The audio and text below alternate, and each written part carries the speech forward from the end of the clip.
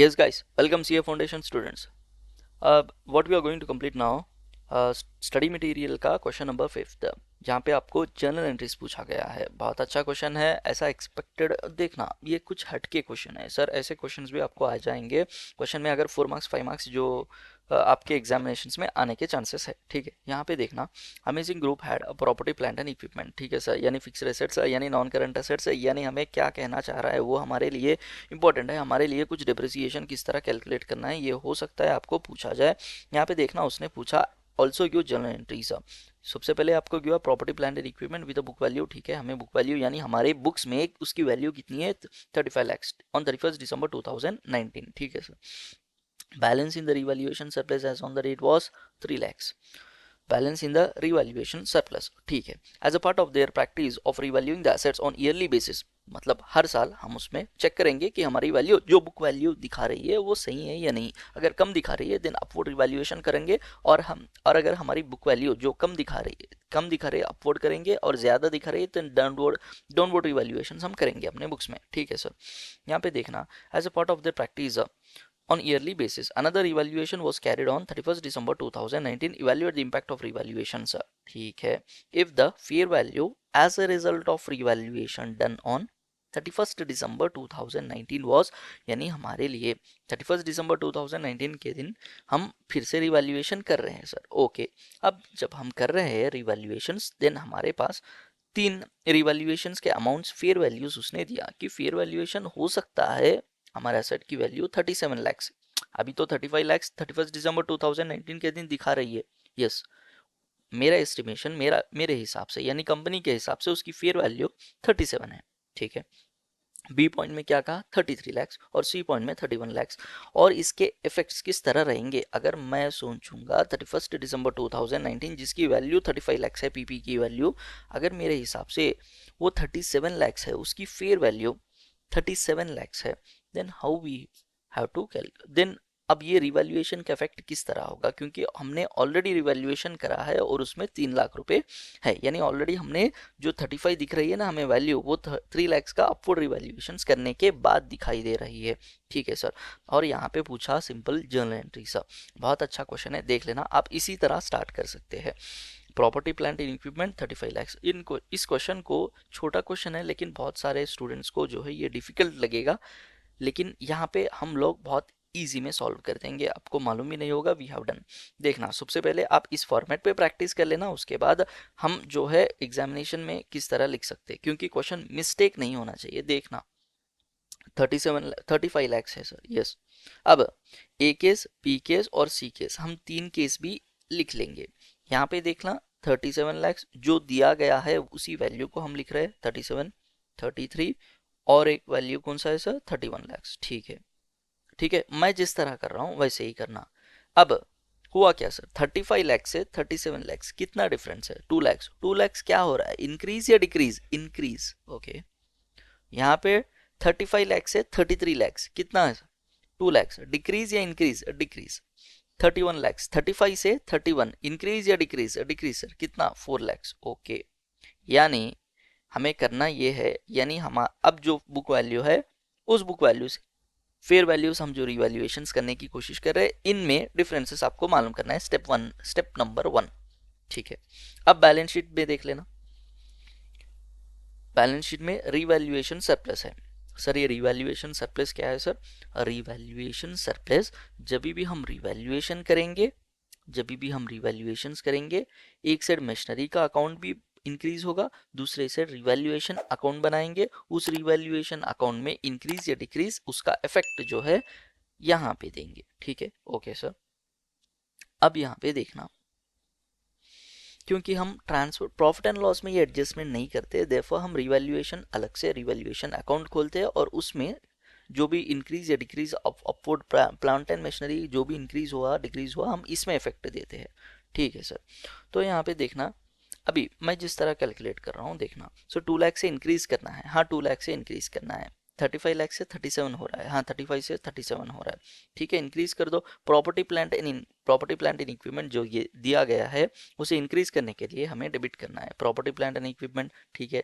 और to revaluation surplus, sir profit and loss नहीं नहीं नहीं, प्रॉफिट एंड लॉस नहीं, रिवैल्यूएशन सरप्लस।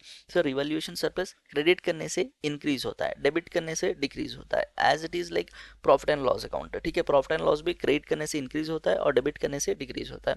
एसेट्स हमारा डेबिट करने से इंक्रीज होता है और क्रेडिट करने से डिक्रीज होता है। सर आपको मैं golden principles and all those things आपको वहां से मैं पढ़ाना नहीं चाहता, आपको ये ध्यान में रहना है कि एसेट है या लायबिलिटी है, एक्सपेंस है या इनकम है, ठीक है। आपको बस इतना ध्यान रखना है। अब देखना यहाँ पे रिवैल्यूएशन सरप्लस डिक्रीज हो रहा है, ठीक है, और property plant and equipment decrease हो रही है, देख लेना। देन यहाँ पे हमें रिवैल्यूएशन सरप्लस डिक्रीज हो रहा है, प्रॉपर्टी प्लांट एंड इक्विपमेंट भी डिक्रीज हो रहा है। कितना अमाउंट सर? 2 लाख, ठीक है। हमने देखना यही जनरल एंट्रीज है सर, बस इसी के लिए आपको 5 मार्क बहुत इजी से मिल सकते हैं। सबसे पहले स्टेप नंबर 1 आपको कैलकुलेट करना है जितना जितना अमाउंट दिया गया है already, fair values A B C अलग अलग दे सकता है, इसमें से हमें इफेक्ट क्या हो रहा है प्रेजेंट बुक वैल्यू से हमें कंपेयर करना पड़ेगा। अब जो कंपेयर हम कर लिए उसमें अमाउंट कैलकुलेट कर लिए, इस अमाउंट भी एंट्री पास करना पड़ेगा। इस अमाउंट की एंट्री किस तरह पास करेंगे, ठीक है। प्रॉपर्टी प्लांट इक्विपमेंट इंक्रीज हो रहा है देन डेबिट करेंगे, रिवैल्यूएशन सरप्लस इंक्रीज हो रहा है तो क्रेडिट करेंगे, डिक्रीज हो रहा है तो ऑब्वियसली उसके रिवर्स रहेगा, ठीक है। हम दो कैलकुलेट कर चुके हैं। यहाँ पे साइड बाय साइड हमें इस रिवैल्यूएशन सरप्लस का हमें ओपनिंग और क्लोजिंग बैलेंस भी कैलकुलेट करना पड़ेगा। देखना 3 लाख ओपनिंग है, 2 लाख हमने रिवैल्यूएशन सरप्लस इंक्रीज किया है, अभी 5 लाख रिवैल्यूएशन सरप्लस का अमाउंट है, ठीक है।